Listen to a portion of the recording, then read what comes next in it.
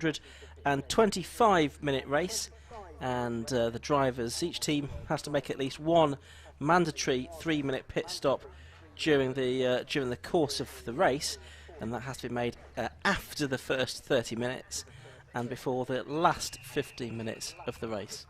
Let's have a look at the grid now. We don't yet have the information from race control on the start drivers, but we'll give you the grid as we have it. So on the front there's going to be 1, which is the car of Rob Baker and Carl Swift, and alongside them is the number 37 car of Andy Marston. The second row is going to be 11, which is Ryan Parkin and Adam Blair, and the number 2 car is going to be driven by William Caswell and Ben Rushworth. On the 11th row, it's number 99, Joe Williams, and number 12, which is Scott Parkin. Pole position car, the Seat Leon TCR, so they're in reasonably good formation as they come out to the hairpin. So the red lights, which are on, go out, and the race gets underway for 125 minutes, 2 hours and 5 minutes for the Tiguar Club Enduro Championship, and a great sound as this 40-plus car grid streams past our commentary box under acceleration for the first time. One to watch actually from the back is going to be number 78. That's the Mike Nash Seat Supercopa. He started at the back and is already several places up the order. Great start by the Parkin and Blair Audi TT. They got up to second place behind the Andy Marston BMW. The Andy Marston BMW leads the way then from the Audi TT, and third is the Swift Baker Seat. Then fourth is Bidgeway, who won yesterday's road sports race. And then the rest charging after them, among them the orange BMW, which is the car that fell out with an electrical problem after only one lap in yesterday's race. That's the car of Hampson and Schultz. Yeah, and it's interesting because some of these two driver teams have two fairly evenly matched drivers, some not quite so much, so it'll be interesting to see how that plays out, although at this stage we don't know which drivers are aboard each car, unfortunately. Leaders are Allspin.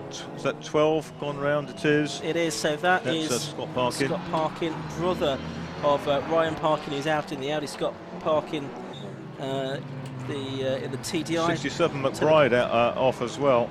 Yeah, and that's I'm not quite sure where that is that he's got off, but he's certainly stranded at the moment. We'll see if he can get back into the race. Cars coming through at the end of the first lap, and it is the BMW that is ahead of Andy Marston from the Seat in second place of no, it's the Audi in second place of Parkin and Blair, isn't it?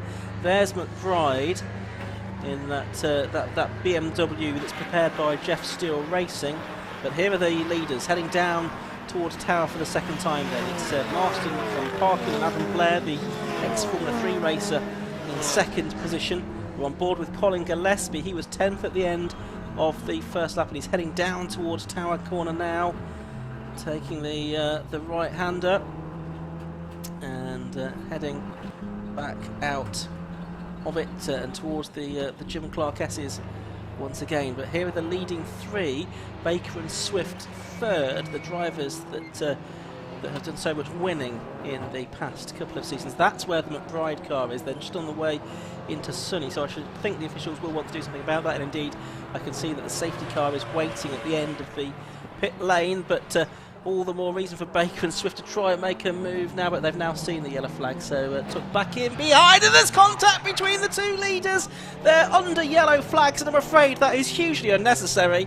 Why that's happened is slightly beyond me, I must say, because yellow flags were waving, but nevertheless the Parkin and Blair car seemed to want to take the lead away from Andy Marston, who I think is going to head to the pits. Well, that's a little bit bizarre, Marcus. Oh, absolutely ridiculous, wasn't it? And as you say, completely unnecessary. And you know, you're 1 3/4 laps into a 2 hour and 5 minute enduro. Contact is just not necessary. Yes, less alone in those particular circumstances. Anyway, exactly. Yeah. Safety car is out to lead them round, and it's that McBride car, which is half on and half off the circuit, isn't it? Just on the way to Sunny. And it's going now under its own steam. It's although not necessarily much of a head of steam. No, we'll see if it I suspect he'll be to the pits, but at least he's going. So it will probably be a relatively short safety car period, unless there's anything else that we also... Did the BMW go straight through? It rejoined. I think there was minimal, probably, cosmetic damage. Yeah, we'll try and pick up where that has gone. Of course, that was the leading car of Andy Martin. Is that it? I can see in about 15th or something in the order. Possibly not. It might be a different one. I mean, it's showing on our screens in 10th place, but of course that's just when it tipped the timing beam in the pit lane. Let's see if we can spot that coming through. There it is, the 37 car. So yes, it is the one that I thought I saw out there. So it is in probably around about 15th position now, something like that. Under the safety car, which I imagine, as I say, is going to be fairly short-lived, because I don't think that there's anything else that needs to be sorted out. So we've had 5 minutes, 2 hours left to go. And we'll give you a bit of a rundown on things. Now, this is too early, this safety car, for the drivers who think about making their mandatory stops. You can't make them until the 30 minutes have gone, and each pit stop then has to be 3 minutes in length. Each of the mandatory stops, and any pit stop that involves refuelling also has to be 3 minutes. But anything else, just sort of minor repairs or whatever, those can be done just as quickly as possible. Safety car lights are out, so it is, as we thought, going to be a relatively short safety car period, and the race getting back underway. So it's going to be that Ryan Parkin and Adam Blair car that leads the way. The Darkside Developments Audi TT, Audi in front. Then you've got Carl Swift. It is just shown as Carl Swift rather than Swift and Baker, so we'll go for that being Carl Swift on his own in this one.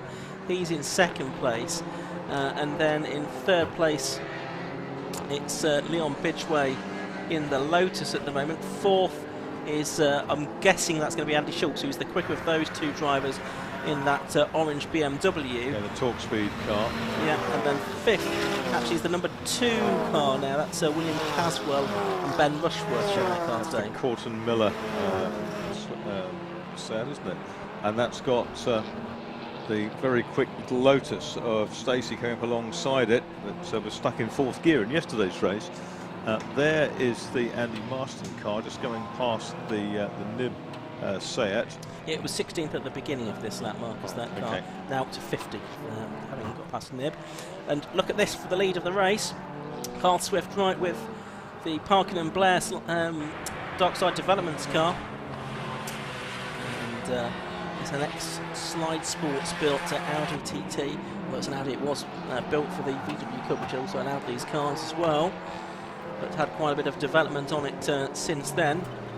Up against the TCR car of Carl Swift and Rob Baker, who we think it is Carl Swift in that car, and is right under the wing of that Audi as they cross the line to complete lap number 4 of the race. And Swift has just done the best lap of the race as well at 1:29.20.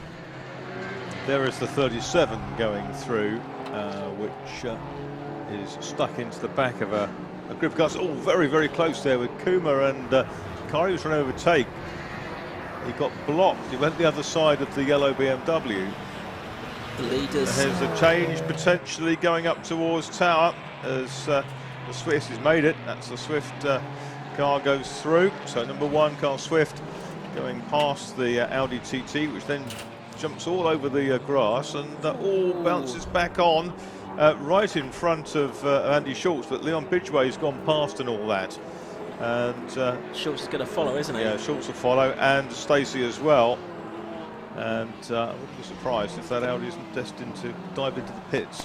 It's had a couple of biffs, hasn't it? One with Marston, now it's been all over the grass as well, so it's a bit shaken up one way or another.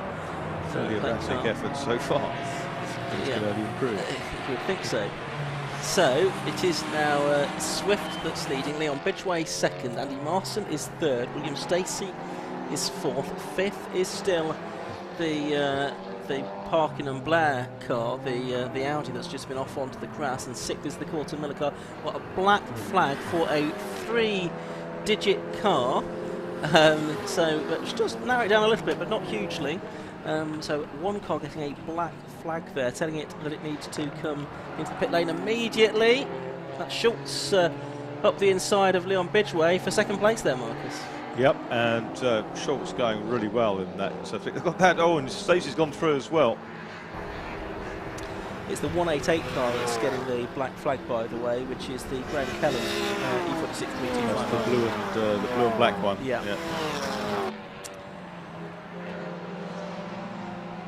So there's this pack of cars. That's the 15 car of Colin Gillespie, who been on board with earlier on in this race. He is running at the moment in 8th position, and he's just ahead of Steve Cheatham in the Porsche Boxster.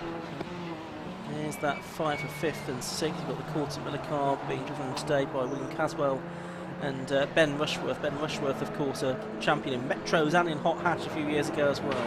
And also raced Paul Lugo Chevron B8 in historic events, very successful. Yes, he's still a bit of a strike race because he's running GDs as well from memory. So that's the number 2 car, the Corton Miller Seat there. He's just ahead of that number 70 BMW, the Steve Hutchinson and Sammy Venables car, the Elite Works prepared car.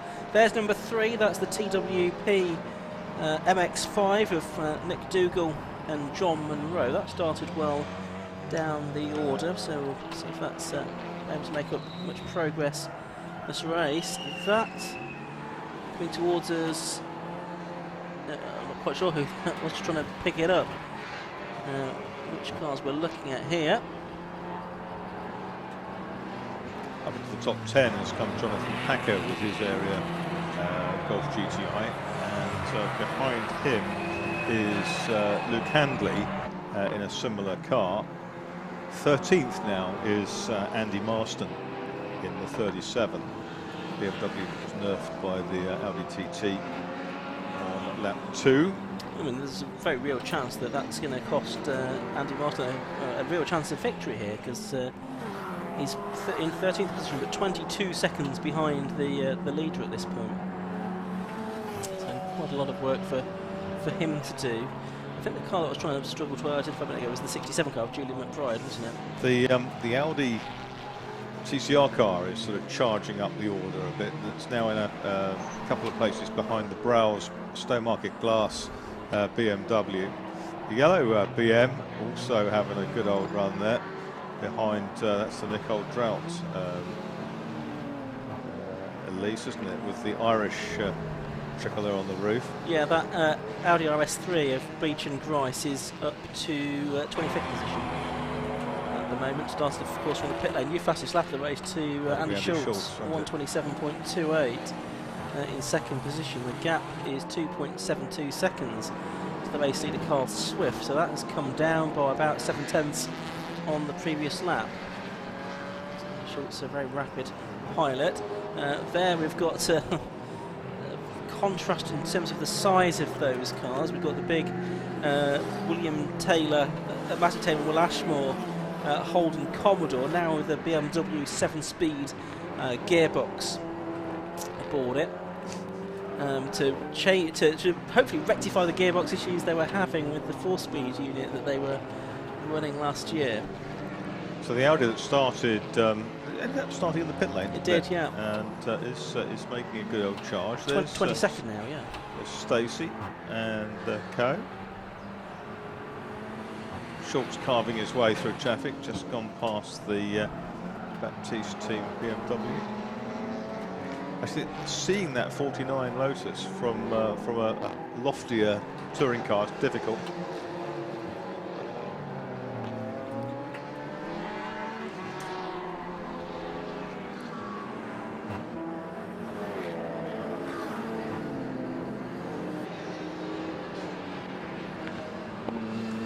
Down into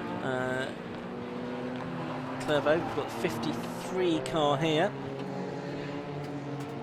leaders are together, aren't they? Schultz has taken the lead, 1.2 seconds. In fact, he's gone through, take the lead quite convincingly on that lap, so we'll try and pick that up in a second. So we've got a new leader. There it is, the 69 car, and actually Will Stacey's not too far behind either, is he? He's going nicely. To say, cutting his way through the traffic. Very hard to see that car. It's sort of that sort of wind-cheating low shape underneath the radar of most of them. Comes Schultz diving in. That was a problem with the throttle position sensors, etc. electronically yesterday. The three sensors weren't talking to each other, so they couldn't make the engine run. I think it prevents it from going on to full throttle or other nasties happening, apparently. Colin Gillespie on board with him there. He's trying to get past that 188 car, which is the one that's had the black flag. That'll be to lap it, but he's also right behind Steve Cheetham now, which is that Steve Cheetham has just got through ahead of him. He was behind previously. Yeah. Cheetham in the middle of the Porsche. Gillespie behind. Number 10's in space, that's Rob Oh, Fennick. and that's the 46. Hole's gone off. Yeah, 6.2 litre V8 of Matty Taylor and Will Ashmore. Will Ashmore, who's started racing 7 years ago in AFRC and had an ex-drift racer as well. There's that Fennick car.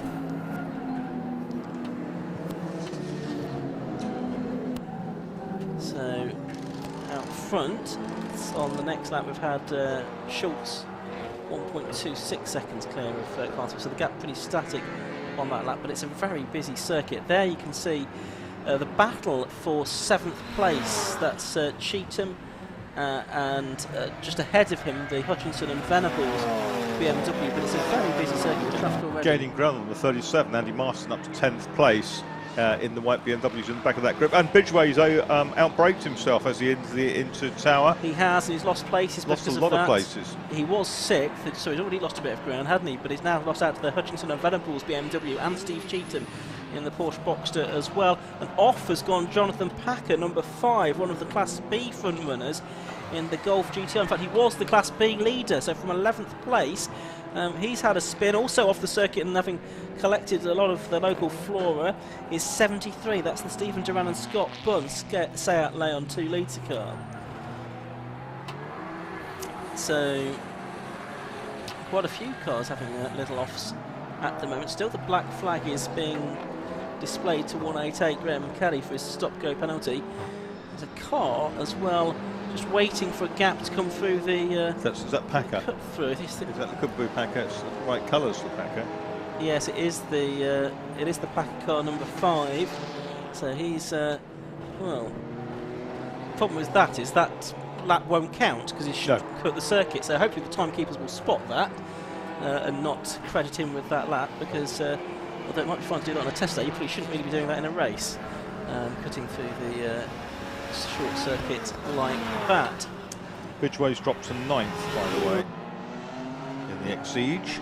Oh, another queuing up down there, and that is, I think, the Seat I was just mentioning as well. So I wonder if they were involved together. That's the 73 Seat of Duran and Bunn. And that's also stopped now. There's been one car off, I can see just at the hairpin as well.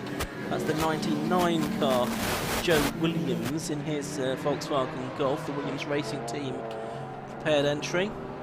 It's getting a little bit scrappy at the moment, though.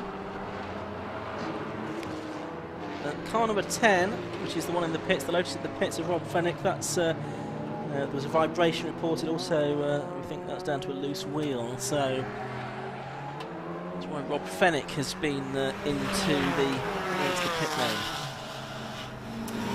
Hour and 47 still to go in this race. Still Andy Schultz leading. He's stretched that out to 2.5 seconds now over Carl Swift in 2nd. Will Stacey in 3rd. He's only just behind Carl Swift. And then you've got the Parkin and Blair Audi TT in 4th place, ahead of Caswell and Rushworth in 5th, and Hutchinson and Venables in 6th. 73's got back in with an awful lot of greenery out of in the radiator duct. Yeah, so, and they'll have lost probably a good lap and a half of worth of time. And we're watching the 881 car. That's the car that had some strife in qualifying this morning. That's the ex-Civic Cup car prepared by Lewis Rose. He shares it with his brother Aaron. and lists Croft as his favourite circuit, actually, as do a few of these drivers. Nick Dougill and Matthew Titmarsh also listing Croft as their preferred venue in the UK. Good to see Lance Gould out there racing, the Scot, son of the legendary writer, journalist, photographer Graham Gould, who did some Formula Ford and things many, many years ago. Now out of the saddle for far too long. So this is the fight that we're watching for 5th, 6th and 7th positions, just coming down towards the complex. They're just going to get past the TWP Lotus of Reese Lysett and Steve Brockington there. That's the number 4 car. That's going a lap down.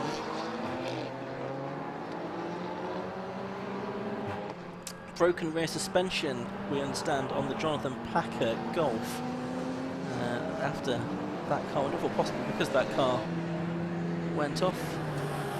Maybe it was why the car went off.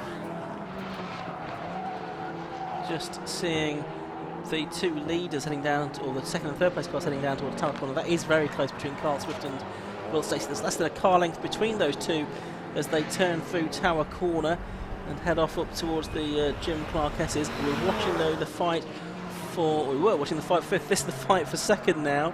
That is Swift and Stacey heading through the Jim Clark S's towards the right hand kink at Barcroft, and then the heavier turn at Swift. Oh, well, there's contact in that battle for 5th position, and Marston again has been involved. Steve Cheetham in the 43 car. He has also come to grief, and there was certainly some contact there, and that looks like that is broken. That's finished, isn't it? Yeah, that is finished, and that is stranded in an awkward position pretty much on the apex of Tower Corner there. So I think surely we're going to see the safety car out again for that. We're not quite into man through pit stop territory though, which is the chagrin of the teams who would like to use a safety car to their advantage. So it's still Schultz leading. He's 4 seconds clear of Carl Swift now in 2nd place. It's Will Stacey in 3rd. And it's Parker and Breville. That the Master BMW is moving actually, and reasonably well. So we're probably not going to need a safety car after all. That look, I must admit, I thought that was it looked like it was knocked around. Certainly the did. bodywork's been knocked around. Suspension may be okay. Let's hope so.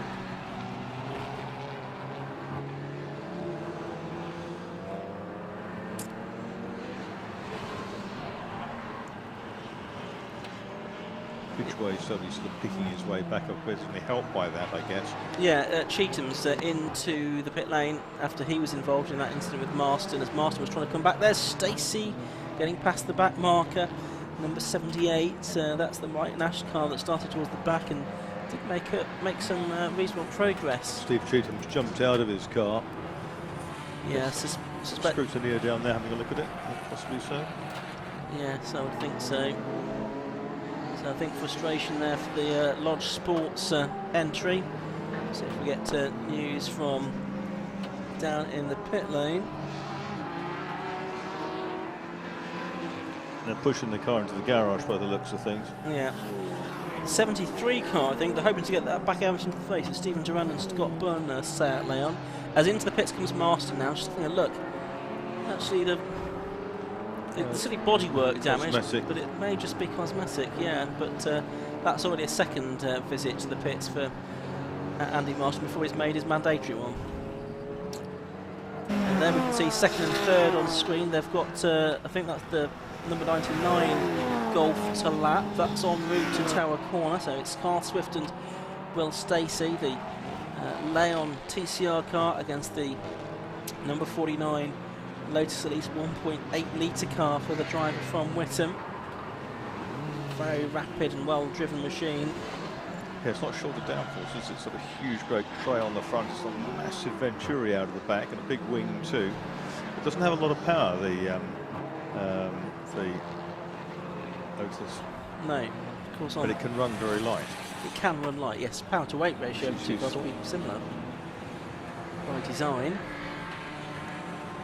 First lap of the race still to Andy Schultz at 1:27.28. There is the Marston BMW. It's been reversed into the pit garage, which tends to suggest they're not expecting it to be able to get back out, or at least not very quickly. So that's a great shame, because that car was among the potential winners. Well, it certainly was, and of course if it hadn't been for that incident of the yellow flags down here, he would never have been in that position in the first place. No, that's right. Look and see where the 27 Grice Audi is. It's 13th. 13th now. Yeah. Behind the 55 Kuma, you see it. And Yeah. one of the Golfs right on its tail. Yeah, That's Freeman. it is. That is for 12th, 13th and 14th position, and the Class B lead at the moment is being held by Luke Handley, who's a little bit further up the road in 10th place, car number 51. Class C lead, I'm going to need to scroll down on our timing screen to see that. That's Nick Dougal and John Munro, actually, in the TWP Mazda MX-5 number 3 car. Watching Kuma come through. About 5 minutes away from the pit lane window opening for mandatory stops. So we'll see how those pan out. There is the 13 car. And there's the Grice Audi now attacking Luke Handley. Yes, so that's Handley, right. and where did the Porsche go? Went straight through the Cayman, went straight through the chicane. It did. So there's the 27 car, the Grice-driven car. It's going to go up the inside of the Porsche, and that's going to be up inside the top 10, because they've cleared Handley as well, who was 10th. So I think that's 10th, 11th, 12th that we can see on screen at the moment. So that's a good drive, this from Mark Grice from the pit lane. Car that came in from Belgium, I understand. Yes, the Audi RS3 TCR car. Watching Handley there, he's leading Class B then. Second within Class B. No, well, he's not now, is he? Because he's behind the Porsche. So the Porsche's taking the Class B lead. Steve Houston and Matt Fazy in the Porsche Cayman that was built sort of during lockdown from a crashed road car.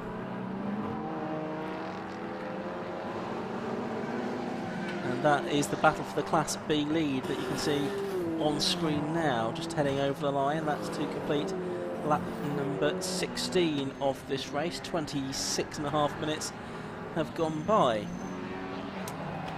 So Hewson and Fazy, and then Luke Handley next up in the 51 car.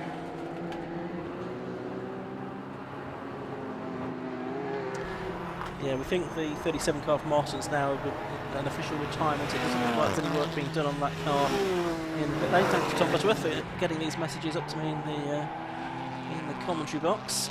So it looks like Martin's out, which is a great shame. Handley can't quite live with the pace of that Porsche, it seems, at the moment. In 11th position and the Class B lead. Look at the lap times. Houston Faze, that's on 1:32.32. Handley's actually on 1:31.62, so he has been quicker. That's not for position. That's the 117 car being passed, nevertheless, there by Porsche. That's Martin Gadsby in that BMW Compact. Quite fearsome compact to get it up into Class A. And Handley's just lost a place to the next of the Golfs, which I think is that of Freeman, isn't it? Yeah, so that's going to be for position as well, for yes. Class B P2. And that's an unusual way to do it. It's coming into the compacts on screen. I wonder if Handley's got a problem then, because as we say, he has been quicker than some of the cars ahead. The 166 cars in the pits. That's Nicole Drought, the Irish driver in the Lotus Elise that she's racing this weekend. You can see the Irish commentator Leo Nolte, who's over here keeping an eye on Nicole this weekend, observing what's going on down in the pit stop. 69 is our race leader, Andy Schultz going through. He's only got 2.6 second lead now over the next two, and possibly traffic has stymied him slightly. Swift and Stacey are still right together, less than a second between them, and they're picking their way through the traffic now. Yeah, Schultz's teammate Hampson, nothing like his experience, is he? So he's got some work to do when he gets in there. And reporting the same issue actually on the Nicole Drought car, the 166 car that's in the pit lane, as that was the case with Rob Fennick, also a loose wheel and vibration. Number 2 is into the pits, and just before the half-hour mark as well, so this isn't a scheduled stop. That's the William Caswell and Ben Rushworth car. That's into the pits, but not yet for its mandatory stop. There it is. Miller Motorsport with Ben Rushworth. The national flag of Hong Kong. I think it is, yeah. So that's into the pits a little bit earlier than they would have wanted for the timing of the mandatory stops. So if we get news from Tom Button on what's going on with that one, so working on the front left. Wheel off. 1 minute, 1 hour 35 to go, so that means officially the pit window can open. It is, yes, yeah. The board is being displayed from the start line to let the teams know that as well, so we are now into the pit window in this race.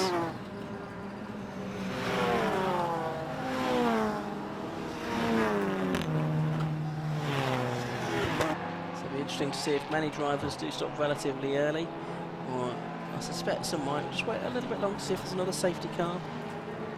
We've already had one in this race, we thought we were going to have another, but it wasn't required in the end.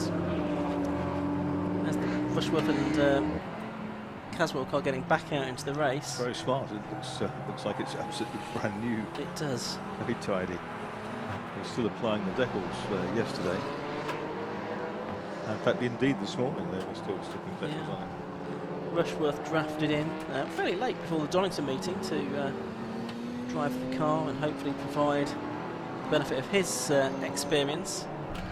The Machina Motorsport man, 39-year-old, is a Metro and Hot Hatch champion. On board with Colin Gillespie, who's now 6th, and I think that's one of the back markers ahead of him on the road at the moment. We can just about see the top portion of that set. I think that's the Mike Nash car, quite possibly, that he's coming up to lap.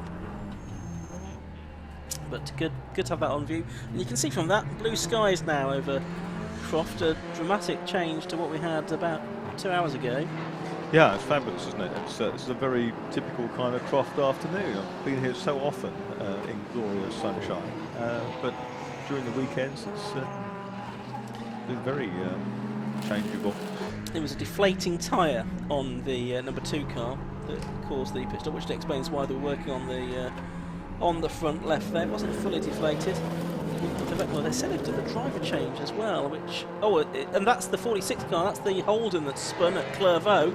It's pointing in the wrong direction. Second time off the track. Yeah, so Will Ashmore and Matty Taylor, the 2 drivers of that car, and drove about 3 feet forward then, and now it's reversing, interestingly. Okay. Which way is it going to go now to try and get back into this race? It's now in a slightly worse position than it was before. As the driver's just looking for a gap in the traffic. Difficult to find with a 45 car field. Well, there's a gap and there's no movement. So I think there's a problem with that car as it moves. Yeah, there's a... it's torn the side valance off it. Yeah. And that's going to fall off for the end of the lap, probably. If indeed it gets that far. So that'll be a pit lane visit, I think, at the end of this one. At least that can now be a mandatory pit stop as well.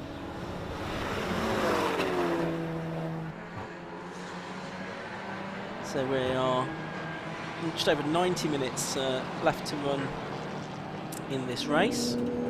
55 car Chris Coomer's in, so he's driving solo, so this could well be his mandatory stop, getting it out of the way quite early. Sattler and TCR.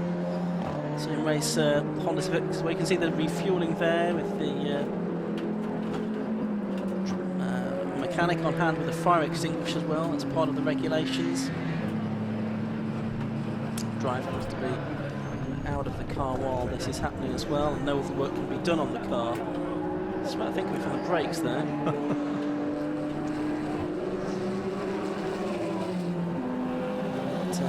TCR car.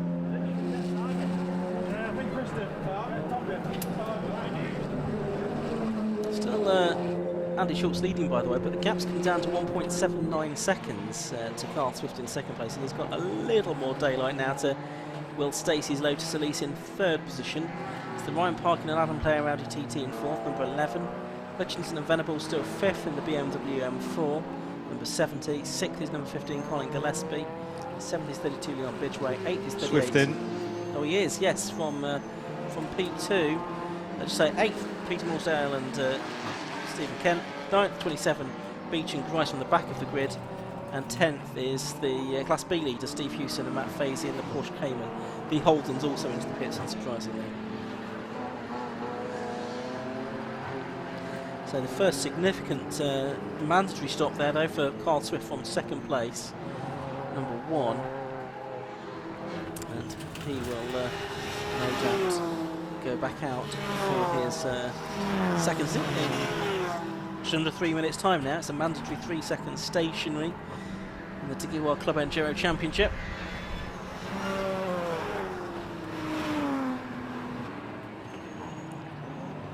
There we can see the Mini going through. That's number 11, that's the Ryan Parkin and Adam Blair Audi TT that's in fourth position. Just contending for the lead right at the start of this race. Going through. It's the Neville Jones, Christopher Jones car, I think is the only Mini in the race. There's the work being done. There's a tyre change going on, isn't there, on the Swift car? Certainly.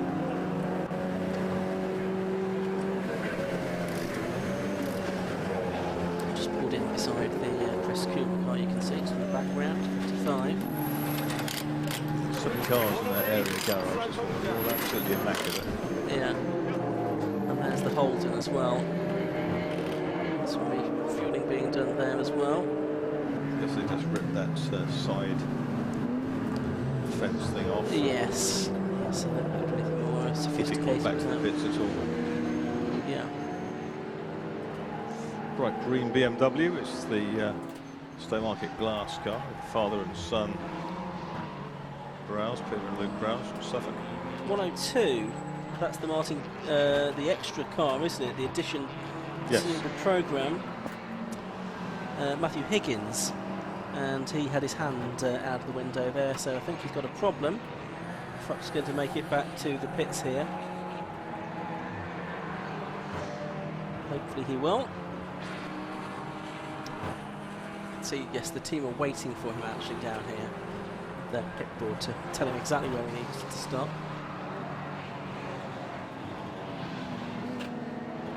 That's the number 12 car you can see on screen there at the moment. That's Scott Parkin, brother of Ryan. Scott in the Volkswagen Golf. He's in a Class B car, and where is he positioned? He is in 15th overall and 4th in Class B at the moment. There's the 102 car coming in. Hanley's just going past, that's going to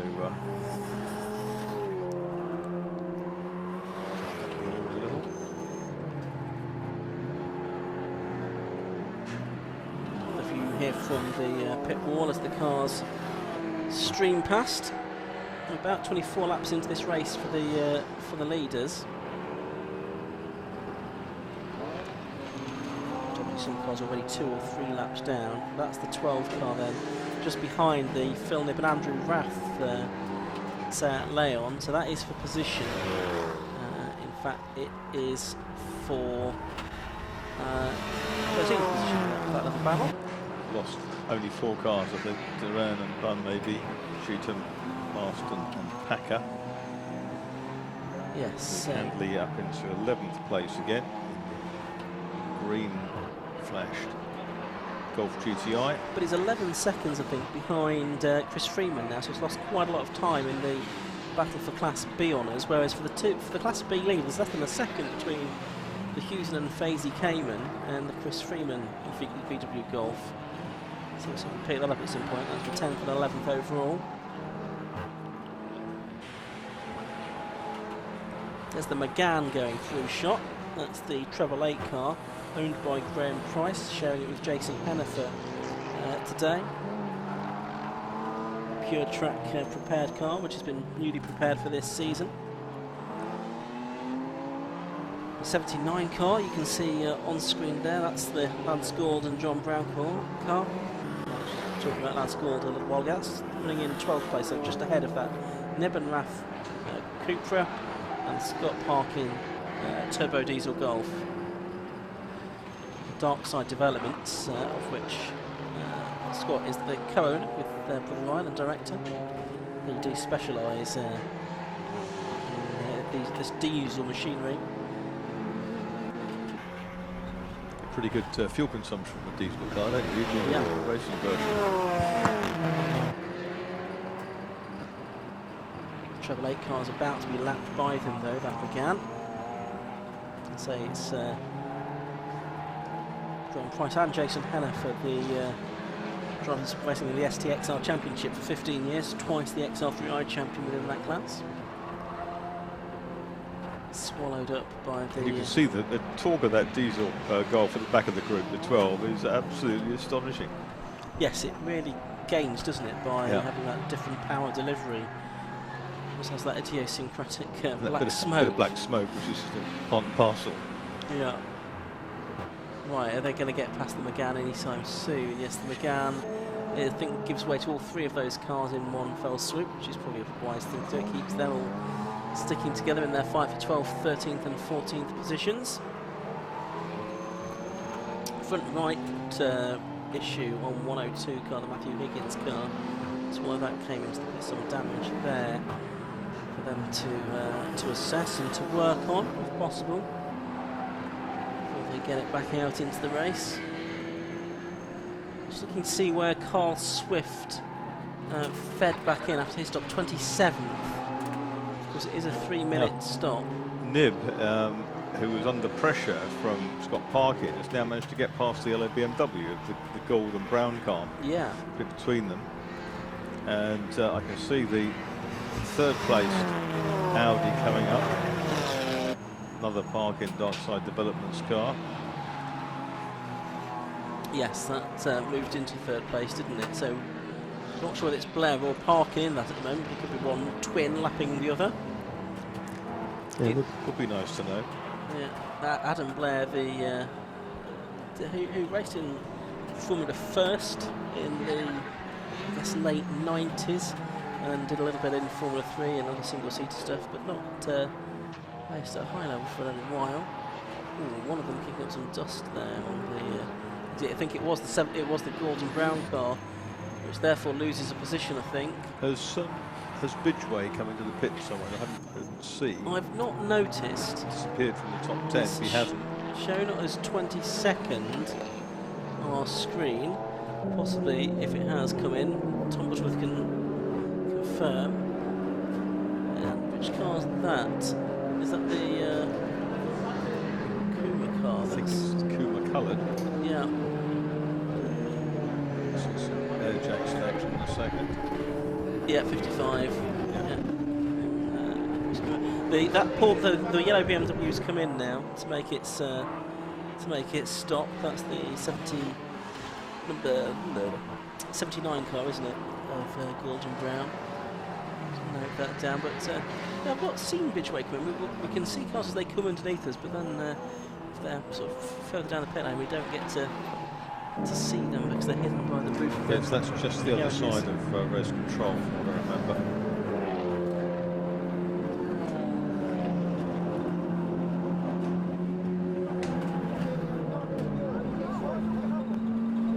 Conversation going on between the drivers, getting ready to put the fuel in. Workers and done once they've got out of the car. They have fueling to do as well.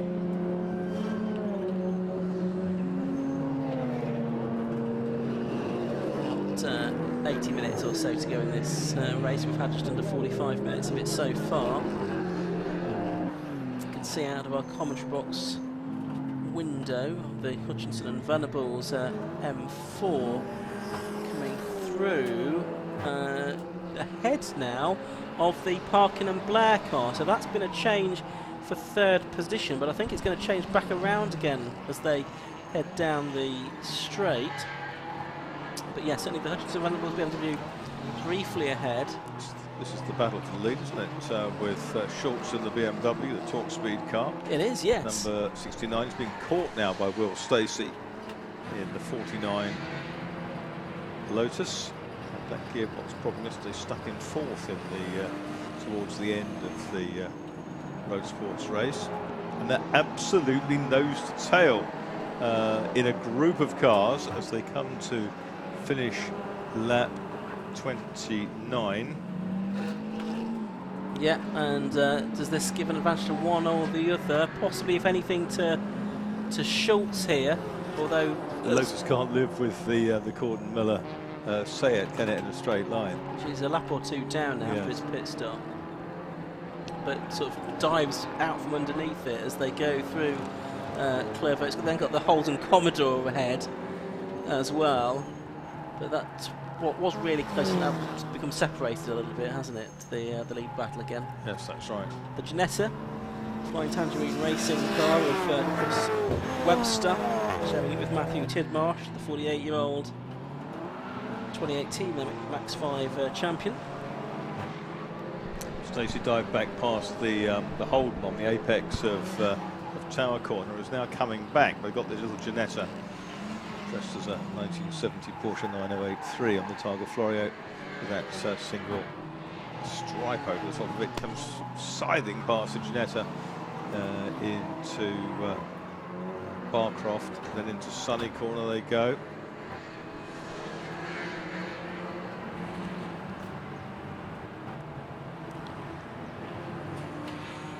Yes, so there is the Colden, there is the, of course, a Miller Seat, and there is Stacey in second position, and he's taken a bit of time back out of Andy Schultz, I reckon, in the second part of this lap. Very much so. In that twiddly bit, the Lotus is much nimbler, isn't it? Much more agile. It is. So 0.54 at the start of the lap, at the end of the lap 0.86. The gap between them. It's 30 laps down. That's right. So we're going to get probably like 75, I would think. Something of that order, depending on whether we get a safety car or not. There's the 27 car, so that is the Beach and Bryce car, which is 7th position now. And they had a slower lap last time through. They have been catching the Morsdale and Kent E46 M3.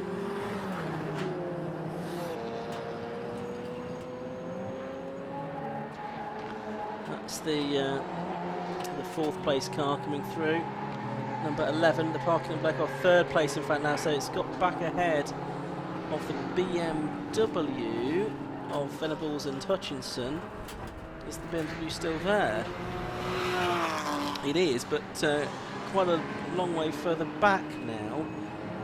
So it's lost a couple of seconds, that car. So we're watching the leaders that are mired in traffic here, aren't they? Yep, and there's trouble ahead for the race leader there. Negotiate a couple. One's the Kelly BMW, the other is the black and green Seat. Just charging through. And again, the BMW can out-grunt some of these cars in a straight line, whereas the Lotus apparently can't. Yeah, and that means that it then gets a car or two between them, which then Will Stacey has to sort of do all the hard work to get back on turns, get through, the same thing to happen on the next lap. Yeah, he's certainly enjoying it though, isn't he? Stacey's hanging in there. Little cone is being flicked into the road there. It's blow away, you see. Yeah, that's at Barcroft. So there's the race leader, number 69, Andy Schultz. on lap 32 of this race. He's also got the best lap of the race so far, 1:27.28. And he's got one car between himself and Will Stacey in second place at the moment. Try and make it 2 if he can, before he arrives. Well, is that I think it was a yellow flag. I think it was for the 16 car, Phil Dryborough, that I think had a bit of a moment up at Sunny. Phil Dryborough, the former British GT racer. And he started racing in 2008 at the age of 48, did 3 seasons in British GT, plus also some racing in the GT Cup and Brit car.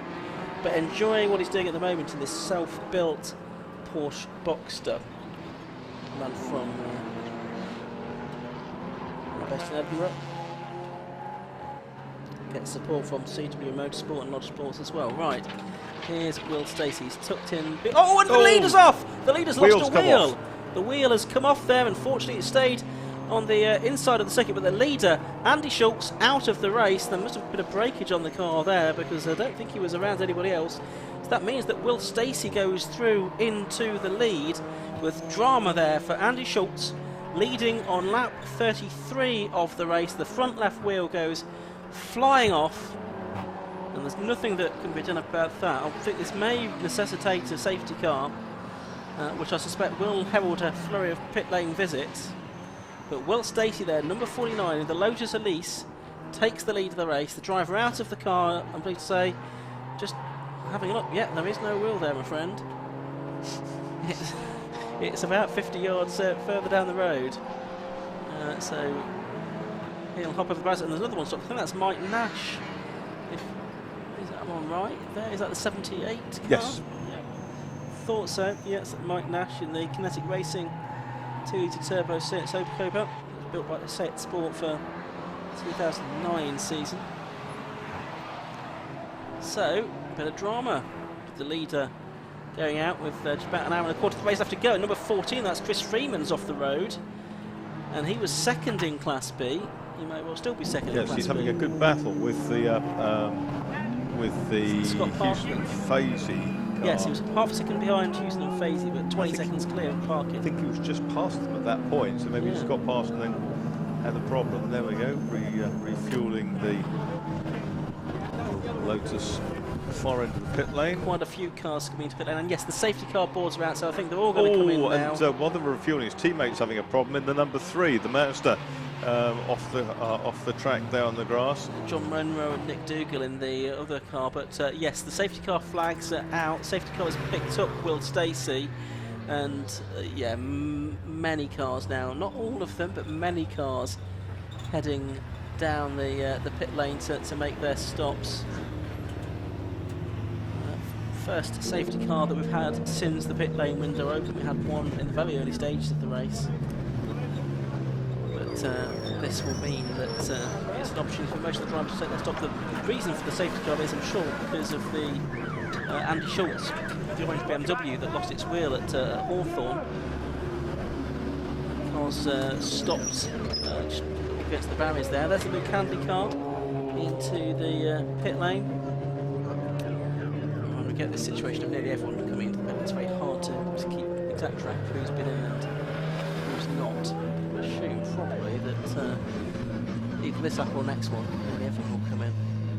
And when they come in, they have to stop at a 45-degree angle, approximately, and then they have to be pushed back down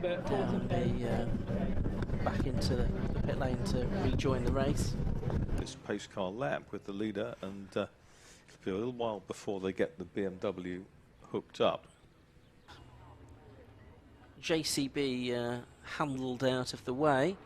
They've got straps underneath the front of the car and lifting it up, and it's running on its rear wheels, and they're getting it onto the grass. Now, whether they're going to leave it somewhere on the infield for the moment and collect it later on, if they're going to get it all the way back to the paddock, which isn't actually that far from that part of the circuit.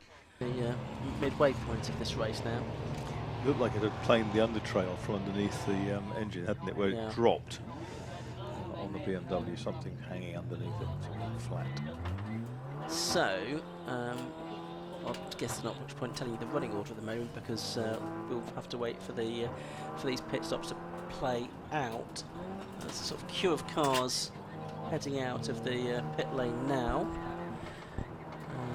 There's a recovery truck on circuit as well, which wasn't needed in the end to recover the Schultz car. There is the Schultz car just being dragged into the deeper grass, into the rough. Not quite out of bounds yet. Yeah, it's off the fairway into the rough. And fairly well up the order in that group that's been released is the Audi TT, which is one of the running cars, the Parkin and Blair car. Yeah, so the cars that have been released will now try and sprint round to catch the group that's already behind the safety car. So the Schultz car is off the circuit now, but behind the barrier very shortly.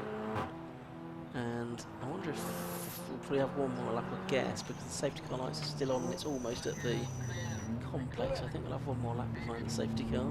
Yeah, the flatbed's escaped. There's still a number of cars to come out of the pit lane. Yeah, now are all of these going to get out before the safety and car the lights comes through? are still flashing on the safety car, so these cars are going to have to wait until the safety car queues come past. I think they were probably hoping that they were going to get out before the safety that's car came going to be very frustrating for them, isn't it? They lose a lap there. Effectively, all of these cars. Well, I think there's probably 15, 18 of them down there, something like that. Yeah, they'll be getting into a queue. Who's that just coming in now? That's the 166 car. That is back in. That's Nicole Drought. That is going to be refueled. So she'll have to hop out of the car.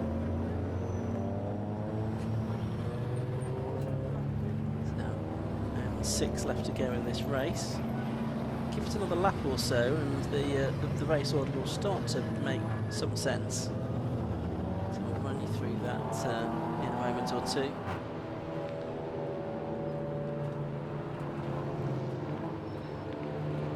Interesting to note how the overall positions have changed, but also those within the classes as well. Just what about 3 minutes from halfway, something like that. Yeah, at Donington 30 round, the class winners, Jonathan Packer, who's already retired from this race, won Class B, and Johnny Hayes and Paul Subiani, who aren't here this weekend, won in Class C. There's new for this season a Clubman Cup as well, and that's for effectively cars that are a little bit more venerable. I think more than 10 years old, effectively. And they have their own point system as well these days. So the cars that were in the pit lane have now been released, those that were queuing anyway. The Beach and Grice Audi is just going to go out as well.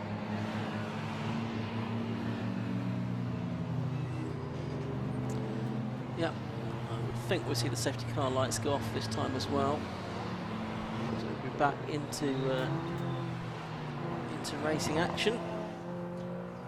And blue skies at the moment. There's some grey cloud behind us again. So we'll see how get another shower, which will throw a spanner in the works in the late stages of this race. The safety car lights are off, and so the race is going to get back underway. The first car behind the safety car is the number 79 car of Lance Gould and John Brown. Safety car does indeed pull in, and there is the green flag to get the race back underway. It's just before the halfway mark in this race. Swift was back up to 7th, wasn't he? And that's going to look good for the Area Motorsport effort. Yes, and there is Swift. There is sort of second on the road now. He's behind the Holden Commodore, which assumes the quote-unquote lead of the cars that have been released from behind the safety Having car. only been off twice so yes. far. So green flags waving all around the circuit. So the lead car actually is Lonsdale and Kent, isn't it? It's 35 laps. It is, yes. by 1.89 seconds from the Audi TT of Ryan Parkin and Adam Blair. Colin Gillespie is third in number 15. Fourth is number 49, William Stacey. He's now 12 seconds adrift. Fifth is Hutchinson and Venables in the BMW M4. And those are the only cars showing as having done 35 laps. The rest have all at least a lap down, it would seem. Just see if any more light is shed on that as they come through again at the end of the next lap. But if that's the case, we've got the 5 cars left on the lead lap after the pit stops and the safety cars. Yeah, it's making quite an interesting. We've got Swift coming round next. He's shown us 6th currently, but we'll see exactly where he sits. Yeah, I mean, he's effectively going to be nearly a lap behind, isn't he? So he's going to complete 35 laps now, and he is how far behind the leaders? Just wait for the screen to update itself. A minute 21, so that's virtually a lap, isn't it? Behind. Yeah. Oh, and that's Mike Nash, I think. It is. It's, he's struggling to get back into the pits. Yeah, just stopped on the pit lane entrance there, more or less. There's a black flag for somebody. That'll be for some kind of pit lane infringement, I would think. Maybe speeding in the pit lane or something like that, which requires them to serve a stop and go penalty. Give you any news on that if we get it. 21. Much of that's probably going to be make-upable, isn't it? Because of the other cars that are currently ahead of it. Yes, that's true. But whether they'll get up to the likes of Parkin and Blair in that Audi, you can see their mid-terms, is another matter. They've got to make up basically more than a second a minute, haven't they? Yeah. Which probably is working out about 1.5 to 2 seconds a lap, which is a lot. Assuming it's a lot if you're going to be consistent in which you need to be. 14 car is the one that's getting the black flag. That's the Chris Freeman Golf. Now that is significant because he is the Class B leader. So that would be for, I would think, a stop and go penalty for some reason. Maybe speeding in the pit lane. We'll not got any official confirmation of that, but it could be something like that. And that would hand the advantage to Scott Parkin within Class B once that is served, but also promote Steve Houston and Matt Fazy and Luke Handley as well, and perhaps others as well within Class B. So Chris Freeman leading Class B at the moment, probably not going to be doing so for much longer. There he is on screen now, but he's going to need to stop in the pit lane in the penalty area in the not too distant future. Now to go or so in this race. A few drivers setting personal best laps. Hans Carl Swift did a personal best lap on the first lap. He did have a clear track ahead of him though, to be fair. 1:14 behind that rather than 1:21. Well, from out making up a 2.5 a lap, he's made up 7 seconds on that lap. I suspect that will not be the case. It's a kind of a bit of a false dawn, isn't it? Exactly. It gives them a bit of hope, it gets them a bit closer, but still a long way to go. Almost exactly an hour of this race left now. We'll run down on the order. It is Parkin and Blair that have gone back into the lead in the Audi TT. With 37 laps in the book, they're 2.2 seconds clear in car number 11 of number 38, the Peter Morsdale and Stephen Kent E46 M3. In third place is number 15, Colin Gillespie. In fourth place is number 49, Will Stacey, who's just going through shot there. And right behind him is the car that you can see, number 70. That's the Steve Hutchinson and Sammy Venables BMW M4. Then virtually a lap down. In sixth place is Carl Swift, number 1. He is the last car on the lead lap. And in seventh place is number 14, Chris Freeman, who has not been into the pit lane that time to serve his stop and go penalty. Eighth is number 12, Scott Parkin. Ninth is number 13, Steve Houston and Matt Fazy. And 10th is number 51, Luke Handley. 11th is... And let's go down to Tom Butterworth in the pit lane. Welcome down to the pit lane for the very first time today during the Club Enduro race. So it's been obviously frantic action from the get-go, but I'm joined here by your current Class B leader, just changed driver. It's Steve Houston. Steve, tell us all about how the race has gone for you so far, and then we'll ask about the car. Well, exciting so far. We qualified 4th in class, so some good battles in the first part. the Class A cars are really hard to pass, but round here, because it's twisty, good braking sections, you know, we have a fighting chance. So really just dicing it mostly with the area Motorsport Golfs. And we came in first in class, but we had a penalty from the last race for coming second in the last race. So I think we went to third, but now one of the cars had a penalty, so I think we're up to second. Up to second and hunting down the race win. Fingers crossed for yourself. That's the plan. Matt's out there now. He's up against the Darkside Golf at the moment, by the looks of things. That's his target. So, yep, that's the next thing. Okay, so tell us about this Cayman. What's the history of it? How long have you had it for, and what have you been doing so far with it? Well, I bought it about 2 years ago, just under 2 years, as a crashed road car, and converted it to a race car.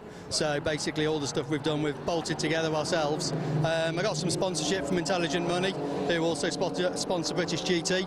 So they've given us a great deal of support and help, and that's really allowed me to get back into racing again, because I hadn't done much since 2018. Okay, that's great. And the weather's looking a bit like it's on the turn, to be honest. The big dark clouds out there. How do you think Matt's going to go in the wet? He'll be fine. Good weather for racing. Okay, well, fingers crossed it stays dry for him, and fingers crossed it stays wet for him. Let's see. It'll be good for you either way. Thanks very much, and throw it back to the commentary team. In the meantime, the 14 car has been in to stop, which is the Chris Freeman car service penalty, which Slick Steve Houston was referencing there in that interview with Tom Butterworth. The 166 Lotus, the Nicole Drought car, that's been in and out a couple of times now, seen on screen, and it's now right ahead of the Corton Miller car. I think it's going to head into the pit lane again, Nicole Drought, so that'll be her third pit visit for her. But that's the Corton Miller car for Will Caswell and Ben Rushworth that we're seeing as well. Yeah, Nicole sweeping to the left and heading pitwards. So we've had the stop-go served now by Chris Freeman, who's going back out into the race. You can see it was not just a stop-go, it was a stop-go with a longish stop as well. So he's committed a misdemeanor of some kind and is now back out into the race. So Class B then, that is going to be led by Scott Parkin, but he's only about 2.5 seconds clear of Matt Fazy, who's now taken over the number 13 Porsche Cayman. And Luke Handley up to third place within that class. Class C, by the way, is being led in 25th place overall by number 3 Nick Dougal and John Monroe. Second within that class, Roy Baptiste and Mark Lloyd Jones in the BMW E46 330i. And third within that class, Joel Osric and his teammate Dan Orsano in the BMW E36 328i. So that's the Class C situation. There's Ivan Mares in another of the Class C cars, the 316 325 Ti Compact. I think Gillespie's running a really good race, isn't he, in the 15? He's running second now overall, having overtaken the Molesdale and Kent car, 25 seconds behind the leading Audi TT. He's had that dramatic moment very, very early on the second lap of the race. A meatball flag being shown to car number 70. That's the Hutchinson and Venables cars. That's a big problem for them because they're in 5th position, and that's because there's a problem with the passenger window on that car. We think we have perspex window, but we think that's flapping in the breeze. So that's the reason for the meatball flag, the black flag with the orange spot that you can see on screen now. So Nicole Trout climb out of the Elise a second ago. It's race run by the looks of things. Now Will Stacey's trying to get sort of back on terms with the leaders here, but at the moment he's not lapping certainly as fast as the leading Audi. They're lapping the 129s. Stacey's lapping the 131s, which is about 4 seconds of what he's capable of. Yeah, he's not that far behind Molesdale and Kent, which is the car we see there, the white BMW with the rear bumper flapping, or the end of the rear bumper flapping in fairness. Yes, that's for position for 3rd and 4th, just behind the Holden Commodore that's been in various strife through this race so far. Because the whole Commodore has enormous grunt in a straight It line. it does. So difficult to pass through Croft.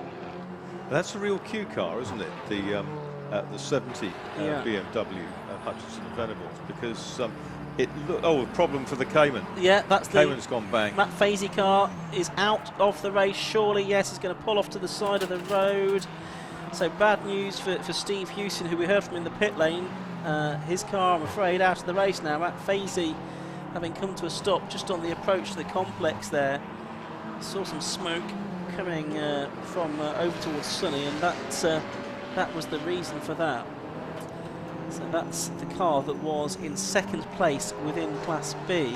So that will promote Luke Handley now into second position.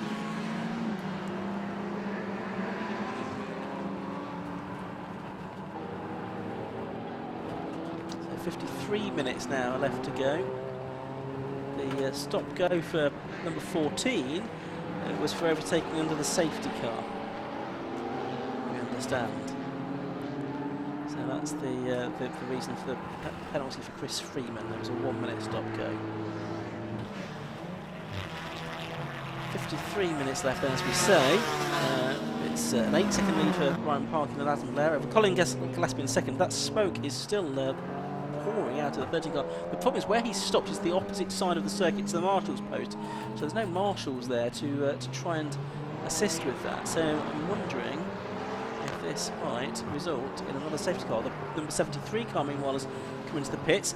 The 49 car of Will Stacey still can't get past the Marlsdale and Kent BMW, but yes, there is now a marshal having to move from quite a long way away to try and get to that car. It was just a question of it being stopped really on the wrong side of the road. There's the marshal, who's I'm trying to work out where he's come from. Yes, he's had to come from all of the way around the sort of exit of the complex. Good couple of 100 yards he's had to run to get there with the fire extinguisher. The Commodore's in the pits, so too is Julian McBride. So these now will be some unscheduled stops for these drivers as well. For Luke Handley, so it's the two Golfs, first and second, within Class B at the moment. Carl Swift has got down to a minute and 5 behind the leader. There's the 70 car. Now that does have the meatball fire. You can just see there the passenger window, which is just perspex or whatever plastic, has just sort of popped out. And I think that's what's attracted the attention of the sort of officials watching on, and that will need to come in to get that either taped up or taken out or something.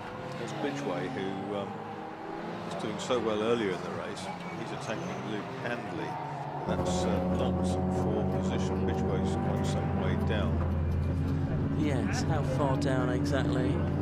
39th. He's done 31 laps. The leaders have done 44 now, so he's 13 laps behind.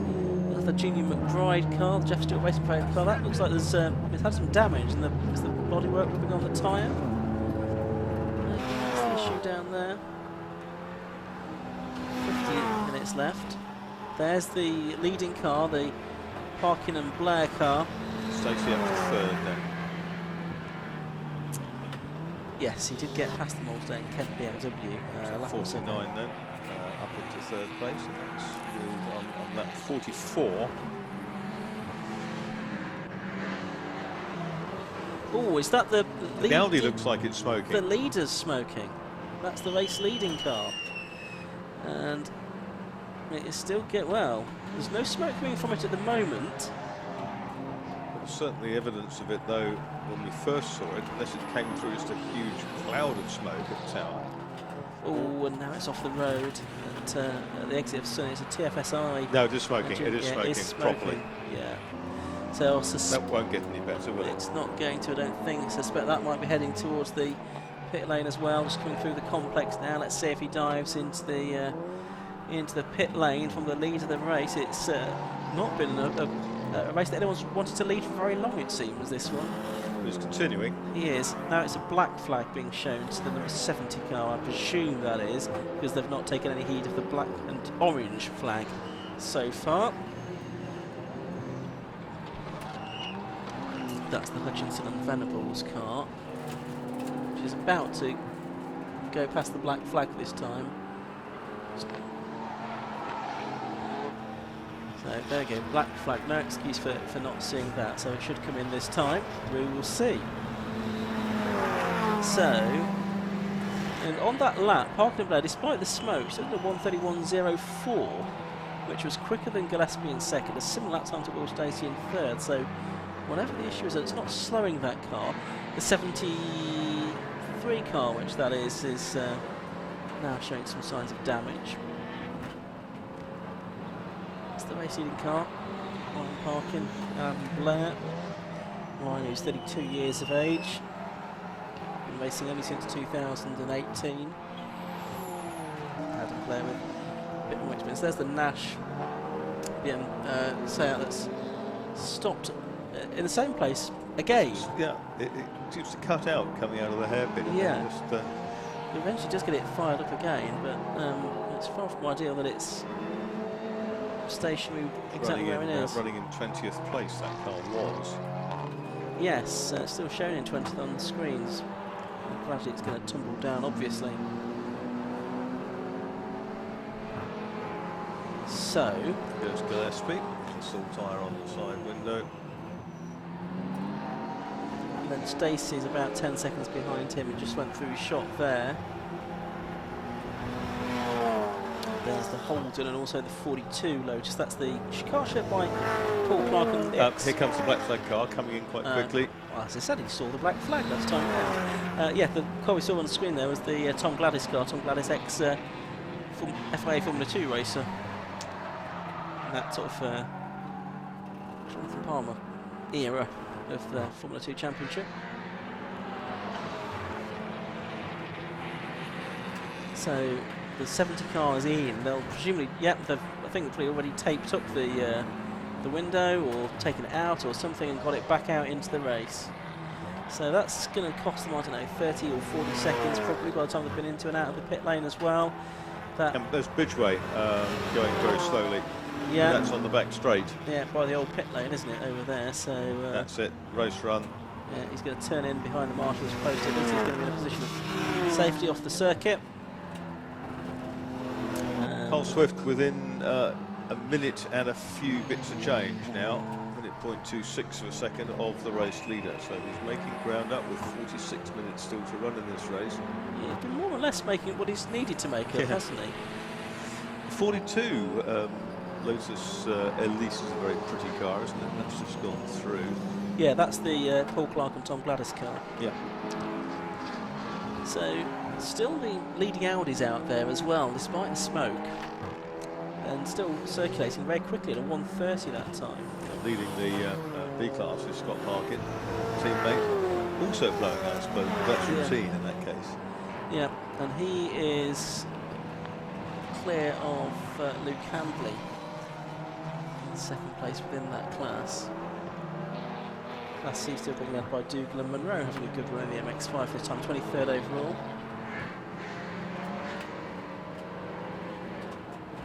And there they are on screen now as we talk about them. Not quite sure who's in the car at the moment. The 73 car is into the pit lane.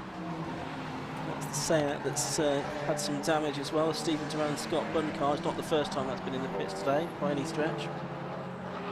Yeah, there's our Class C leader, and they are how far ahead of their nearest rival? About 50 seconds ahead of Roy Baptiste and Mark Lloyd-Jones in the BMW. There's the leader, the Darkside Developments Audi TT.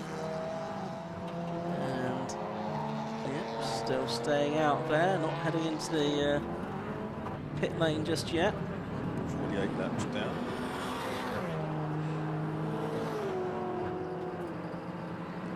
Hutchinson and Venables lost just a couple of places. They're still running 6th despite that stop, well ahead of Parkin and Handley.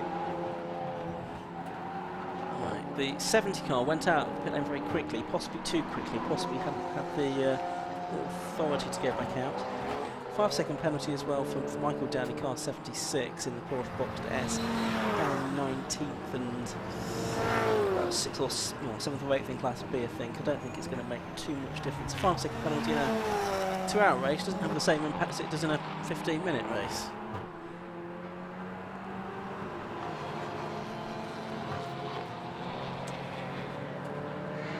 So into the final 3/4 of an hour of this race meeting here at Croft, the Ticket Club Enduro Championship on circuit for their second round of the season. Big grid, more than 40 cars we've had here at Croft this weekend. Great to see such a mouth-watering array of machinery as well. Next round for these cars is no less a circuit than Spa on the 8th and 9th of July. It's good to have the Spa. And there's Rob Boston, who was due to be racing today, but his car... It's going for its bearings, didn't it, after the end of the race, which he finished really well up yesterday. Yeah, that was in the road sports race. He was on the podium, wasn't he, the class winner? Yeah. But not out, unfortunately, today.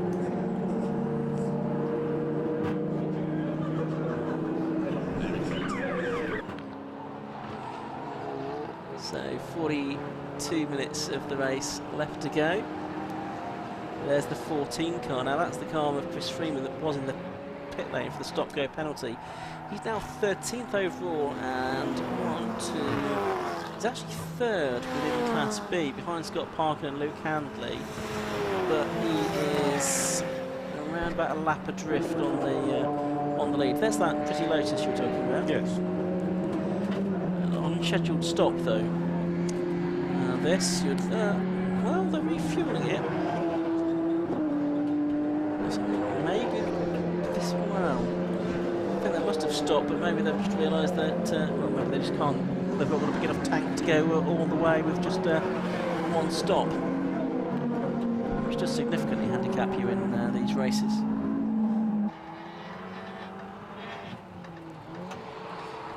Because every refueling stop has to be 30 minutes, 30 minutes, 3 minutes. Oh, and that's the Browse car in trouble on the back straight.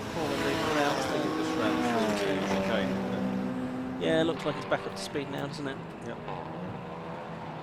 Market Glass, specialists in bespoke glass installations for big developments run by the Browse family.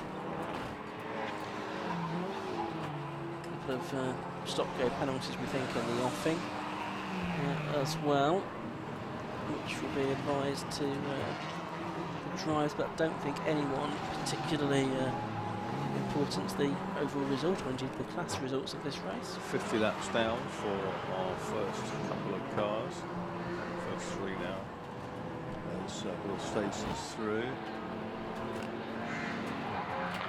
There's the race leader on screen. His lead has actually increased to 12.83 seconds. Warren Parkin and Adam Blair. And that despite the smoke, we saw a few laps ago. I'm not sure if it's been doing that consistently since then, which is a little bit odd. No. And the oh, there's a spin for the 76. That's the Boxster. That's the Michael Downey Boxster, for the man that works in the insurance, the CW Motorsport prepared car with the standard 3.2 litre Porsche engine. Well, Swift still 61 seconds behind 38, charging on Molesdale and Kenston with that flappy bit of back bumper, but it's all very solidly mounted in the middle. There's only 0.6 of a second between Colin Gillespie and William Stacey now, and they are just about to come over the line again to complete their 51st lap. So I don't know if we can pick those two up. They're just going through Clervaux corner now. We're watching at the moment the Molesdale and Kent car, which has right behind it Scott Parker, the Class B leader, although this isn't for position. There's a sort of lap between them. Yeah. There's the, there is the, oh, it's a change, it's a change. Stacey's gone through, but Hawthorne, I think, takes second place away from Colin Gillespie, who fights back with more grunt in a straight line. It's going to be on the outside line for Tower Corners. That Holden Commodore in the way as well. It gets very tight around there. Will Stacey somehow just slips that little Lotus back through, gets past both of them. He was having nothing of it. He was relying on Gillespie not wishing to contact the Commodore. Yeah. And so it was all kind of nicely done between the pair of them. But clearly the Seat has a lot more straight line performance, but the Lotus has the handling. With that amazing Venturi hanging out the back of it, which vast piece of aluminium. It does. Hutchinson and Venables in the number 70 car who had to make that stop because they had the black and orange and then the black flag. That is now having done a personal best after race, 129.17. The only other driver to do a PB on that was the Holden, actually, 133.06 for either Matty Taylor or Will Ashman, whichever driver is aboard that car at the moment. Some of the best lap of the race, I think, to Andy Schultz, who retired some time ago with the wheel off his or off Martin Hampson's BMW. So there's Gillespie now, down to third position, 1 3/4 seconds behind Will Stacey, who's 14 seconds behind the leader. Can Stacey do anything about the Parkin and Blair car? I mean, that's been lapping fairly consistently in the 129s now, that leading Audi. Yeah, Stacey's got away from the car we see on the screen, the white and gold car of Colin Gillespie, the Scot. Porsches in the past.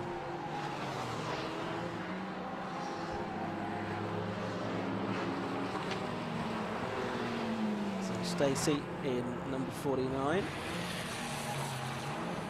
It's a fair old ask. A bit over 2 hours on your tod in a car, isn't it? It is. I mean, thankfully, it's actually relatively cool today. On a hotter day, they take an awful lot out of you, I would think. I can see that out of my window, Carl Swift is trying to get past one of the other Seats down at Tower Corner. He's got the gap down to, it is still about a minute, I think, to the race leader.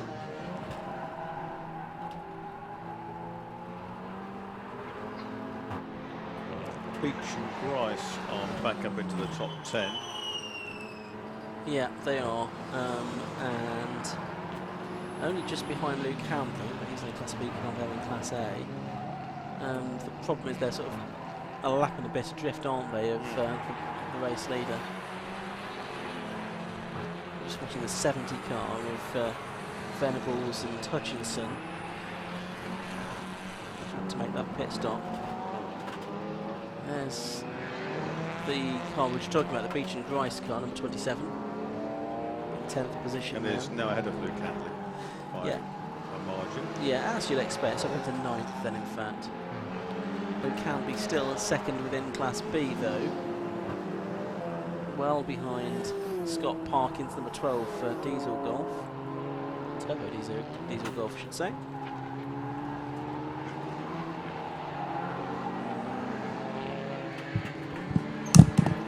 There's the 79 car, the brown and gold car that we've seen in the pits a couple of times. That car is running in 19th position at the moment. There's a 10-second penalty been applied to 188, which is Graham Kelly. So that takes his running total to 15 seconds now in this race. So that'll be track limits infringements, but he's running down in 31st position anyway. And is 5th within Class C, so not particularly well up the order. 92 is the car on screen at the moment. That is the Phil Nib, Andrew Rath's Leon. There's the 70 car, the BMW M4 going through.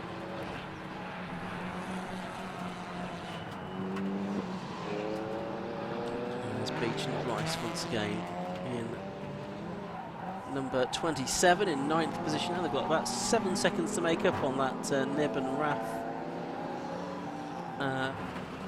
Seat.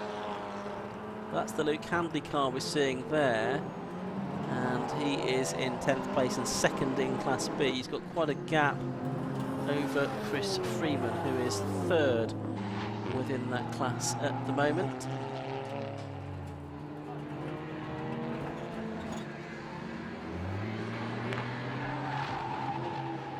Freeman actually just in his personal best lap of the race, a 131.07, as he's trying to make up for that 1 minute pit stop penalty that he had to serve for overtaking behind the safety car.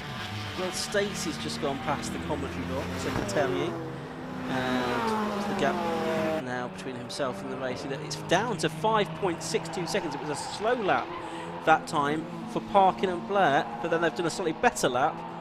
No, sorry, I beg your pardon. The slow lap last time they was 1:34.74, so they lost 4 seconds on that lap. So Will Stacey now is closing on the lead. Not sure if we can pick up the race-leading Audi TT on the live stream.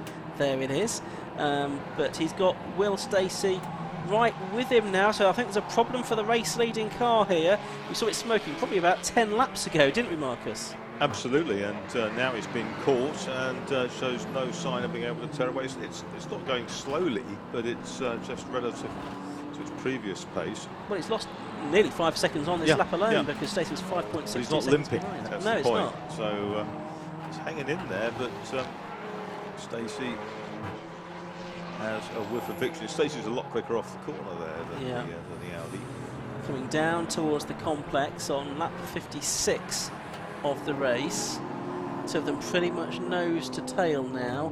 Wonder if it's a problem through the slower corners for the Audi. Stacey goes to the right-hand side of the circuit. Is he going to drive all the way around the outside here at the hairpin? Well, he can't do that. He's all over the curb. Now it's not pulling. It's not pulling. Audi. That's the problem for the Audi. It's out of the fuel pickup problem or something like that. Fuel pickup out of the slow corners, isn't it? And so, out of the corner, Will Stacey can just drive past him. So Will Stacey it is now that takes the lead of the race in number 49 with 32 minutes of the race left to go. At the end of lap 56, Will Stacey now leads this race. We've got a few different leaders so far, haven't we? That's right. Gillespie 7 seconds behind the Parkin Blair TT. So Gillespie in the 15, which we can see closing in. There goes Gillespie taking the place on the back straight. Yeah, the Audi's in trouble, serious trouble. Yeah, it's getting worse, isn't it? It's not just off the slow corners. You can see him looking down into the cockpit to see if there's something he can do to sort this out. Well, I suspect that Darkside Developments car is going to be into the pits at the end of this lap to see. And also in trouble That's is the Molesdale car. Yeah, it is the Molesdale and Kent, number 38 in 4th position. Asphyxiated by the black smoke from the number 12, the class leading car, and that's slowing as well. That's also in trouble. So the two parking cars, the Darkside Development cars, they seem to have, well, they are twins. It's sympathy. It's almost by telepathy. It is. That's a lot more black smoke than we'd seen before. There's a bumper unidentified that's sort of been washed up on the beach at Clairvaux. Is it the front one of the? I think it could be the front one of the of Molesdale and Kent. It could be. Was it clobbered the? I wonder if it's clobbered the back of the Golf, which has been going straight. But that Darkside Developments car, it looks like they're both going to be out of the race, doesn't it? It does. It's sort of limping its way around. So Will Stacey's gone through again. He's got a 10-second lead over Colin Gillespie. Stacey's just done a lap in the 29s. First time he's done that for a while. But he's staying out there. That's a bit bizarre. Because it's not going to get any better, I shouldn't have thought. Not by driving it round.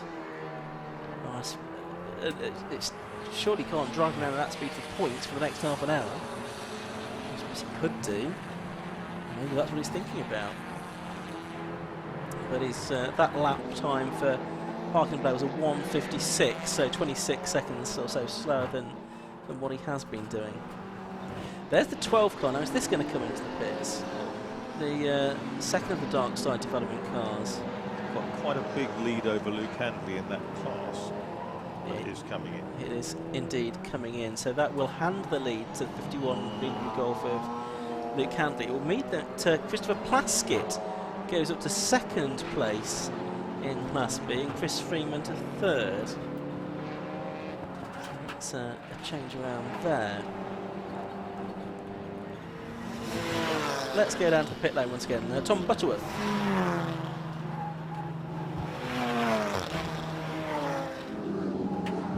Welcome back down to the pit lane. I'm with Nick Dougill, who has been piloting the Mazda MX-5 that's currently heading Class C at the moment. Nick, how's the race been going for you so far? Well, very well. It's been quite a rare position because we were doing well in 2019, and then the car was reshelled, and we lost about 4 seconds a lap pace, and we've been struggling to try and find where the problem is. and we at last seemed to crack it. So we were here, and it just felt that bit quicker on Friday practice, but it wasn't as quick as we thought, and we wondered whether the track was slidey or not, and we thought the track was greasy. We weren't as quick as we were, but apparently we were quick enough. So yeah, we're heading there. Tightened her up and away she went. Yeah, and it's rare for me because normally I'm fitting tyres. I'd fit the tyres, so normally people come the last 5 minutes before the race. Can you do that? So John Munro, my teammate, always starts and just sort of does his superstar driving stuff and leaves me to make a mess of it at the end. So it's quite good to start. And John's out there now into the final half hour as well. How are the nerves holding up?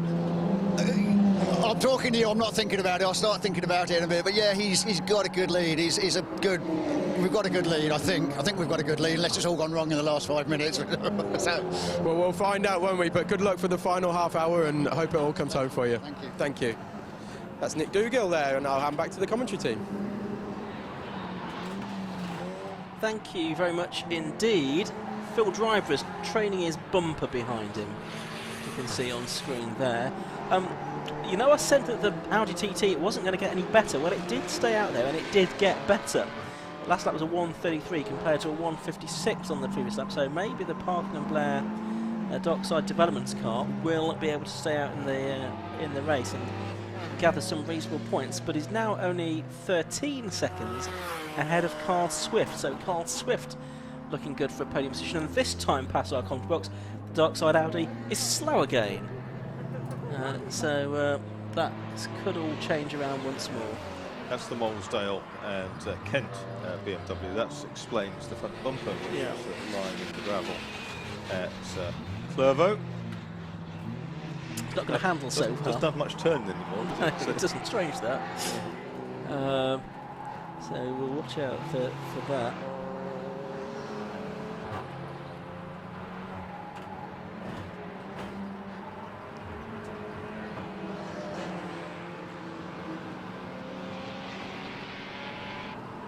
Luke Handley into the top 10 again, with 51. In leading Class B. He's got 25 seconds over Chris Plaskett, who's got about, that's about a half a minute over Freeman. Hits the Audi again. Looks like it's going okay. It does at the moment, but it's very much an intermittent issue, it seems. The 38 car is into the pits as well. The BMW with the front bumper that's vanished. That's the Molesdale and Kent car. So that's going to, well, it's going to retire from 6th position, or it's certainly going to pit from Carl Swift, with 26 minutes to go, is 42 seconds off the lead. Yes, that's he is closing in, and he's continued to at a good rate. Phil Driver's coming in with that bumper that's hanging off.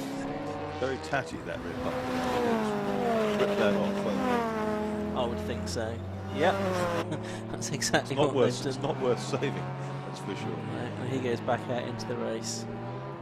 Seems to be a motorsport team there trying to sort that out as quickly as they could. 25 minutes left here. And is this going to be Will Stacey's race? He's 10 seconds clear at the moment of Colin Gillespie in second place. They're both up in the 131s at the moment.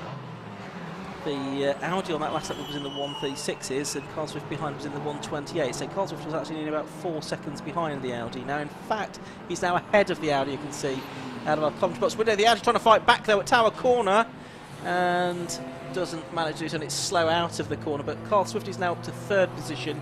The Audi TT of Parkin and Blair down to 4th. So Carl Swift now only about 36 seconds behind the leaders, I reckon. We've been taking a bit more time out of them on this lap. There is the number 11 car we're talking about. It just seems to be an intermittent problem out of the slow corner, so it could well be fuel pickup. Sometimes it works and sometimes it doesn't.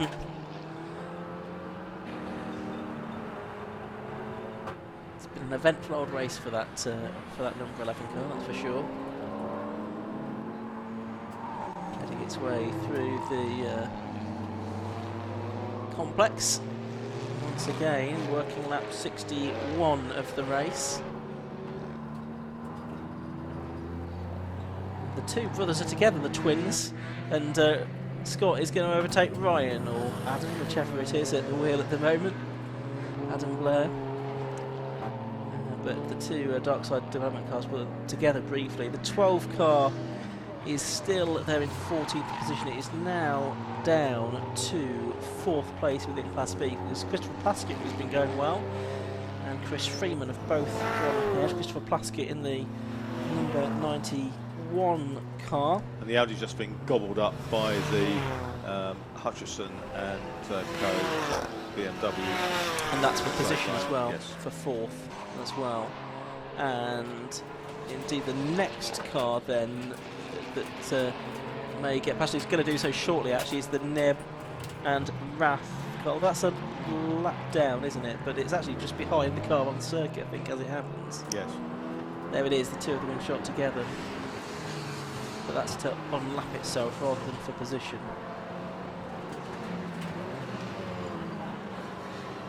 It is bizarre, isn't it? Because the Audi is tolerably fast in some parts of the circuit, then it just struggles out of the slow corner. Behind the Audi there is a battle for position though. That is between the Neb and Raf Leon and the Audi RS3 of Beach and Grice. So we think it's Will Beach in that car at the moment. So that there on the screen now is a battle for position with 22 minutes to go. Yeah, battle for 6th overall. Yes, that's right. I think they're sorted. Because up into this chicane to the head on the inside, Beach and Grice and the Audi have got through. Yeah, they have. Past Neb and Andrew Rath. And also past the Audi TT as well, which is really limping around now. Sure, well, I suppose they will just try and get it home for points. Will be all important at the end of the season. Right, Scott Park is also limping his car around as well. Class B.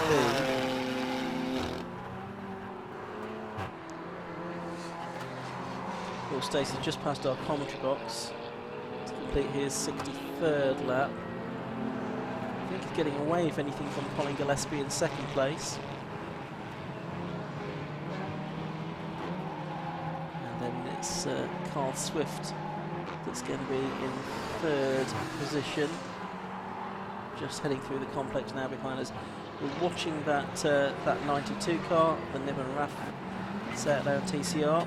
It's down to 7th place now and will possibly fall into the clutches of the Caspel and Rushworth version before the end of the race. That car's about 8 seconds behind. Yeah, that car was going well earlier on before it's stopped marginally before the pit window. That's right. So if that car can come into contention for 7th place before the end. Luke Handley in 9th place, still leading Class B.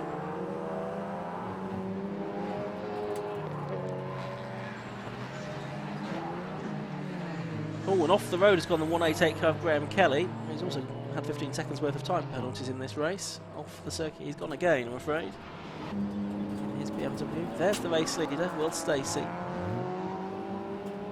And just behind him on the road at the moment is the McGann, and then you've got the 53, which is the Crown Paints liveried Joel Oswick and Dan Orsano car. The Elite Works Car X BMW Car Club Racing Championship car with the M52 engine in. Joel, one of the drivers, is 19, race technician, 2nd season of racing. That's the last 20 minutes we go then here at Croft in this Tequila Club Enduro Championship race. The 2nd round of the season. Looks like we're going to have a different winner to round 1 when it was Carl Swift that took the victory.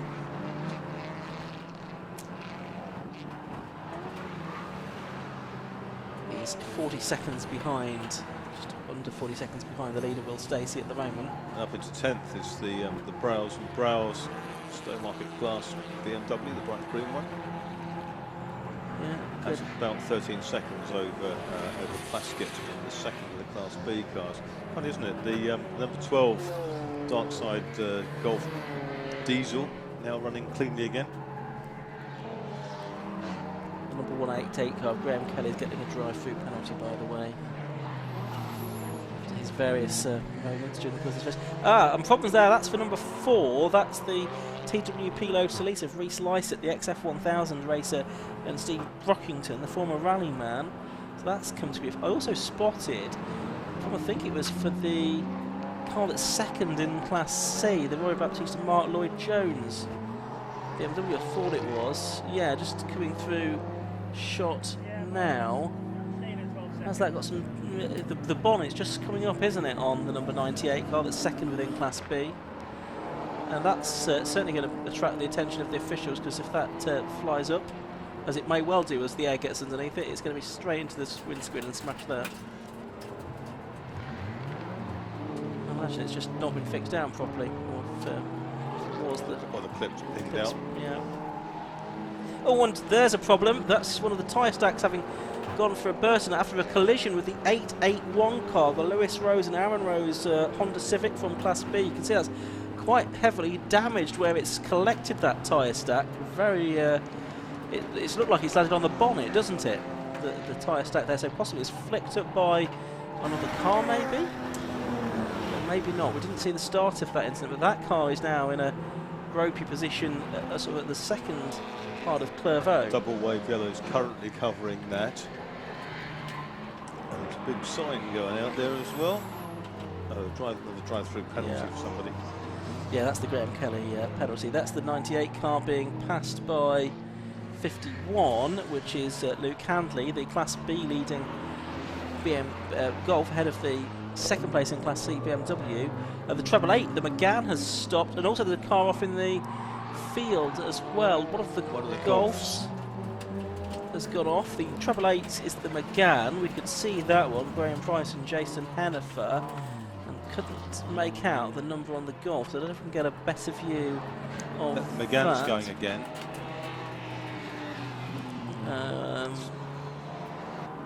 Dark blue and striped Golf. Perhaps we can get our cameraman to zoom in on that. There's the Rose car. Well, the driver's still in it at the moment. It's safer to remain in it. Possibly so. Running away. Safety car boards are out now, which is not a surprise. There we go. It's the 99 car, isn't it? So that's Joe Williams in his Golf. He's okay, I think. The car's ended up in the oilseed rate. Yeah, he's surveying it. It's smouldering. Smouldering a bit at the front. Yeah, might be wise for the marshals to check that out. There's a concept here, because one, Carl Swift is going to gain a lot of ground, one suspects, on Stacey and Gillespie. There'll be traffic, won't there, between his car and the cars in front. But yes, the gap will shorten somewhat. Got the medical car out there as well as the safety car. So let's just check what I got. There's the 70 cars into the pit now. That's one of the front runners as well from 4th place. Hutchinson and Venables. Venables in the car at the moment. Now that's one that had to come in for the flapping window earlier on, and now it's for mechanical issue. So the medical car stopped down there with the Rose car just to make sure the driver there is okay after that quite heavy impact. By the looks of it, with the tyre stack there that marks the corners. Clairvaux. So the safety car's picked up the Mini, which is the Jones Mini, isn't it? That's well down the field. Yeah, 29th position for the Class C Mini Cooper S.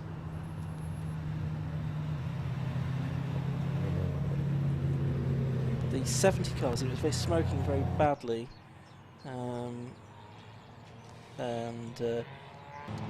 while there's a safety car. This is interesting. It's gone the other way, the pace car, because Gillespie is now 50 seconds behind.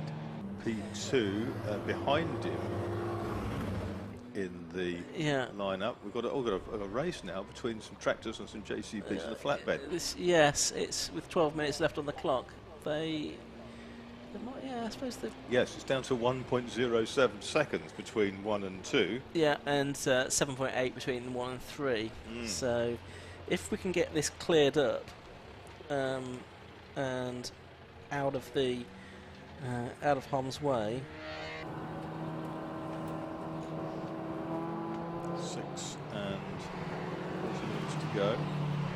There are 1 and 2 have it together, and Colin Gillespie, he's got a sort of that steely look on his face. Oh yeah, he's gonna. Well, he knows that he's got probably one chance here. If he lets Stacey get away at the restart, then he might not be able to catch The him. lights are off on the safety car. This is lap 70. This will remain.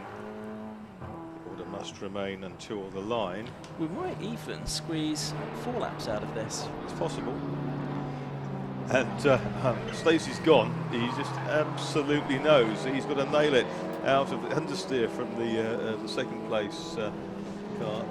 And here's Stacey. He's got his foot down now, and he clears the line. Swift's still in that next little pack of cars. Over the line, it's 2.28, wasn't it? But this time round, when it comes up, 0.57. Yeah, and those two have gone because there's back markers then between themselves and Carl Swift. But Yes. so Carl Swift will need to sort of pluck his way through. I think he's got a couple more back markers between himself and the front two. But Stacey, through that twiddly bit, he's got away from Well, this is where it's going to Gillespie. show. If it's going to show at all. Yeah, Gillespie is able to close on the long back straight down towards Tower, but he's not going to get close enough to attack there. It's kind of 4 or 5 lengths at Tower, isn't it?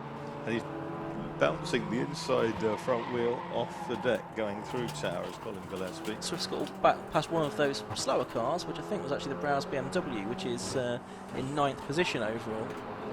So he's just got one more back mark between himself and these two leaders with 4.5 minutes to go.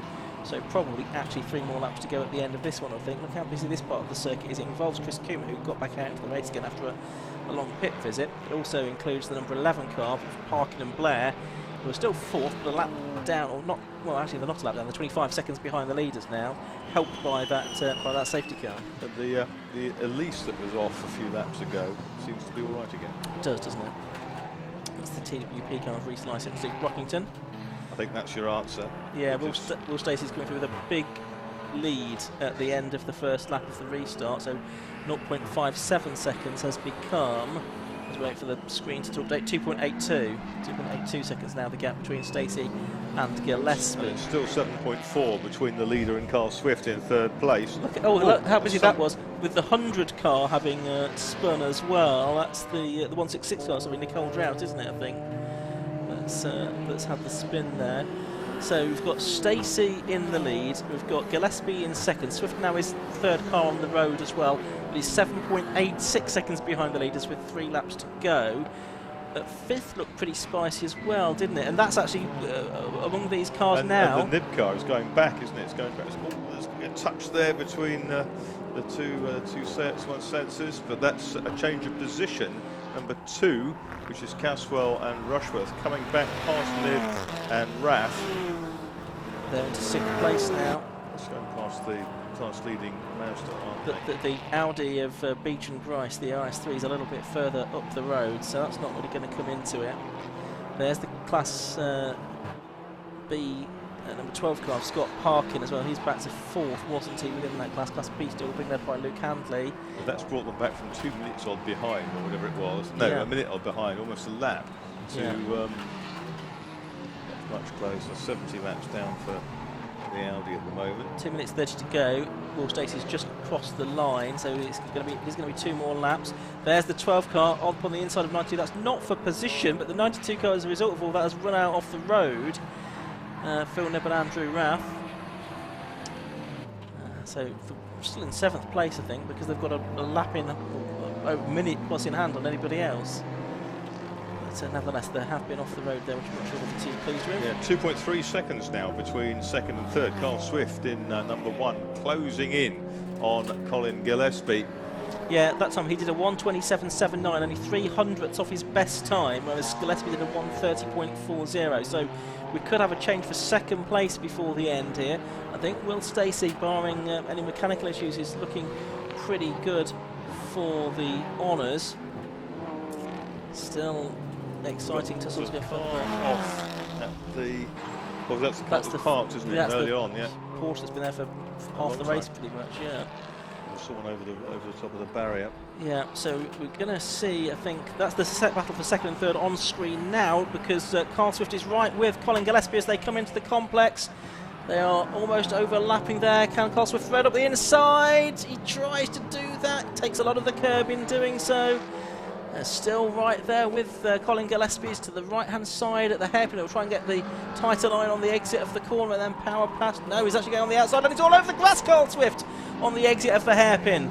And he gets back on circuit. And this is the last lap now. The last lap board has gone out to Will Stacey in the lead of this race. He's more than 5 seconds clear now, but second place still to be decided. They're down at Clervaux, and it's still anyone's race. This is tremendous. What a climax this is to the Tegua Club Enduro. There's Stacey well out in front now. See if we can pick up the battle for second. That's heading down towards Tower Corner. There they Still are. as it was. Yep. And Swift trying a different line here again, trying to get the tighter line on the exit. But Gillespie able to hold on. Half a lap to go. Yeah, Gillespie doesn't look like he's going to be a pushover, does he? There's some more cars ahead of them. Round the outside comes Carl Swift. Looks, tucks back in. They go past a lap car. Down into Sunny. Gillespie just wants to kind of hog the centre of the track. He's going to hold on to the second place. He's not going to catch the Lotus. He's not. Well, Stacey it is that's already at the hairpin, a good few seconds ahead of these two. There is Gillespie. There is Swift. It's all going to be about the run to the line. But Will Stacey comes through and takes the checkered flag to win round 2 of the Tegua Club Enduro Championship of 2022. It is going to be number 15, Colin Gillespie, in second place. Number 1, Carl Swift takes third position. And then we are going to see in fourth place the Audi, I think, of Parkin and Blair. That's a little way back though, 41 seconds back. In the meantime, we've got our Class B winner over the line, I think, to take the checkered flag in number 51, Luke Handley. So he's taken the Class B victory from Christopher Plackett in second place within Class B, and Chris Freeman in third. Up to the line comes the Audi now to... Oh, and it's slow out of the hairpin again. The number 11 Audi is still going to come through to take fourth position. Unfortunately, our screen's frozen. I don't know if it's frozen for anyone else that's watching the stream at the moment. Still on the site, still on the lead lap, just the Audi in fourth place. On the lead lap. There's the TWP Mazda come through to take the Class C win